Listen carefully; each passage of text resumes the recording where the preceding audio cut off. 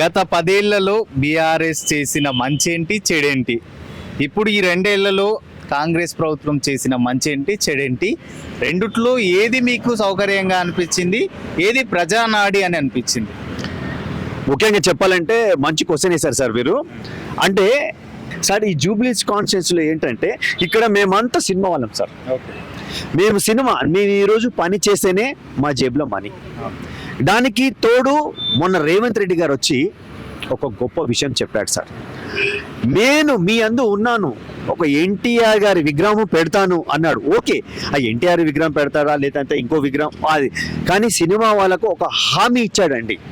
ఒక హాస్పిటల్ కడతాను, మీకు 10 కోట్లు శాంక్షన్ చేస్తున్నాను అని నిన్న సెక్రటరీలో శాంక్షన్ చేసినట్టు తెలిసింది. ఈ కృష్ణానగర్, ఇందిరానగర్, జూబ్లీ హిల్స్, ఈ బంజారా హిల్స్, ఈ టోటల్ సరౌండ్ ఏరియా సినిమా కార్యక్రమం అండి. పూట గడుస్తేనే ఇల్లు గడుస్తుంది సార్. అలాంటి సిచ్యువేషన్లో మేమున్నాము. మాకు రేవంత్ రెడ్డి గారు మంచి హామీ ఇచ్చాడండి. ఆ హామీ మట్టుకు నెరవేరితే డెఫినెట్గా జూబ్లీ హిల్స్లో నవీన్ యాదవ్ విన్ అండి. 28,580 ఓట్లతో వస్తున్నాడు. ఇంత గ్యారంటీ ఎందుకు చెప్తున్నానంటే నా సర్వే ఎప్పుడు తప్పు ఉండదండి.